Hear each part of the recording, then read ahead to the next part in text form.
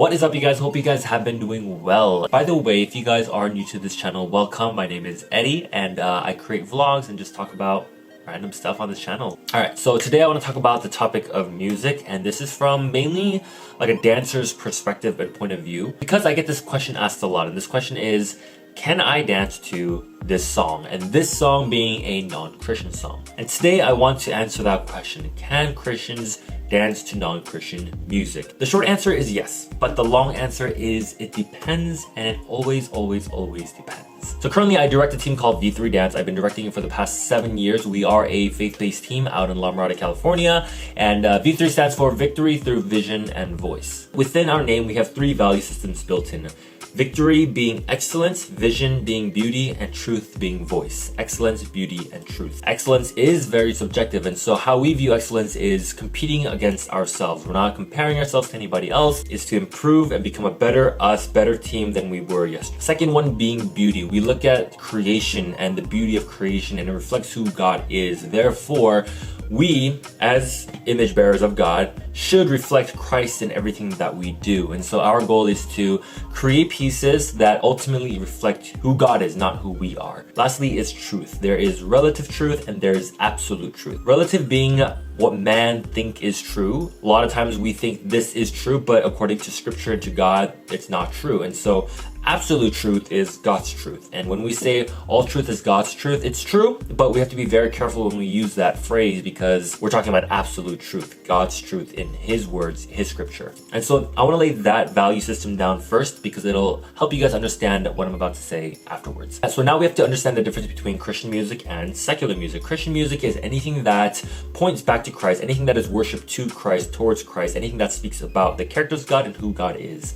Secular music being anything that is not of God. Any songs that aren't worship songs, any songs that aren't talking about God. So in the secular category, it also includes like instrumentals, classical, jazz, like musical, Disney music. And as Christians, I believe that it's very important to discern what kind of secular music is okay to listen to and not okay to listen to. And usually the not okay to listen to music are usually like the sexual, profanity, anything that promotes sin. I believe those are the songs that we shouldn't listen to. Now going back to the question, should Christians be able to dance to non-Christian music? And the long answer is it depends. And it depends because context and content.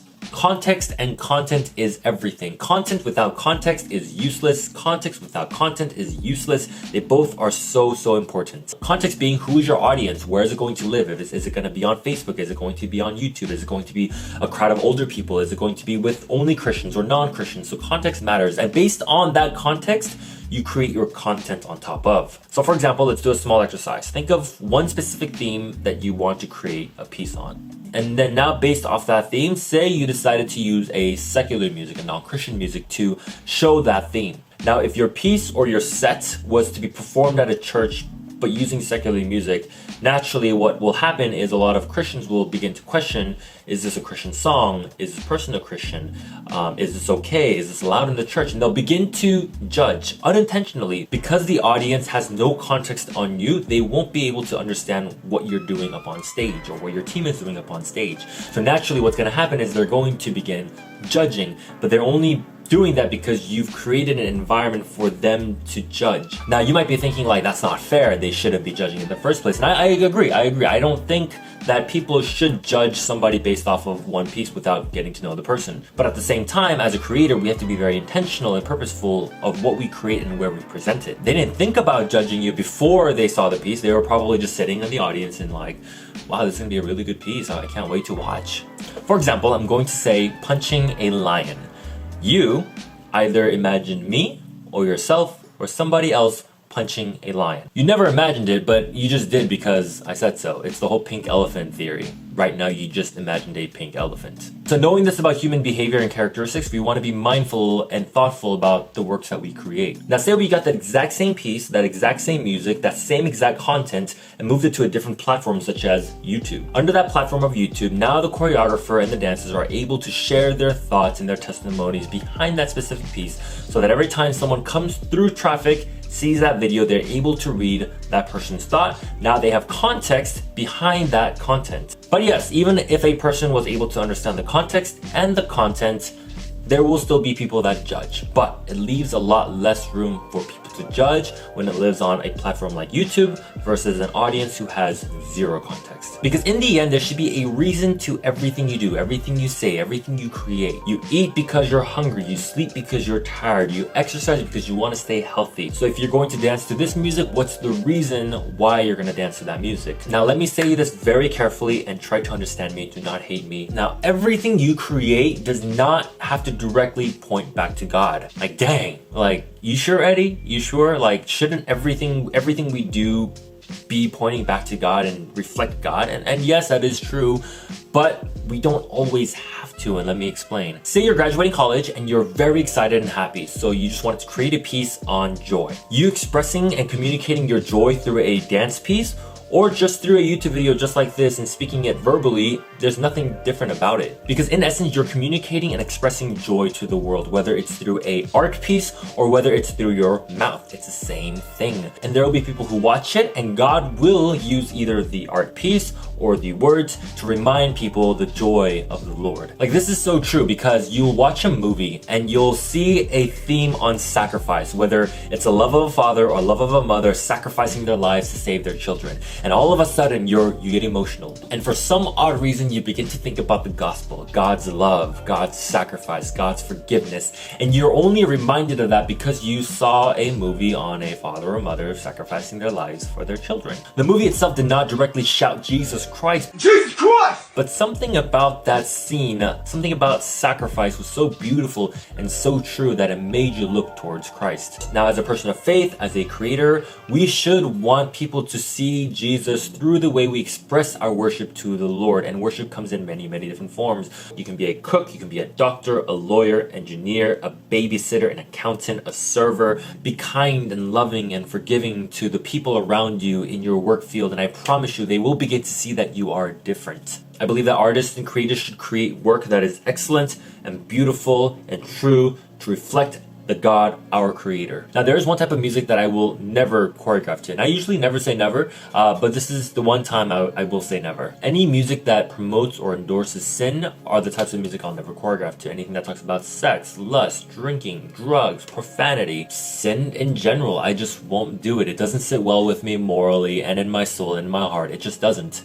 Even if it's to share a specific type of message, I just won't do it, because I know that if I were to, there will be a lot of other Christians around me that will feel very uncomfortable that I did that. It's very important what we feed our minds, because what we feed our minds ultimately shapes our heart and sometimes unintentionally shows through our actions. Now there's a lot of Christians who complain about how there aren't enough good Christian music out there, but I'm here to tell you I disagree. I believe that there are a lot of good Christian artists out there. It's just that we haven't discovered them yet, or we are too lazy to go find them. But there's so many ways to communicate a story and a theme through other types of music. There is no one type of music, because anyone who thinks that way is extremely ignorant. Always have a theme, a story, a purpose of what kind of piece you want to create, and then find the music that fits that. A lot of times people find the music first, they like it, and they create it, and they try to fit a theme into the song when it doesn't match. Because you want people who watch it for the first time, who don't know who you guys are, to understand like they're reading a book from left to right. Back in 2011, I discovered a song that I really liked. His voice was amazing, the song was beautiful, it sounded great,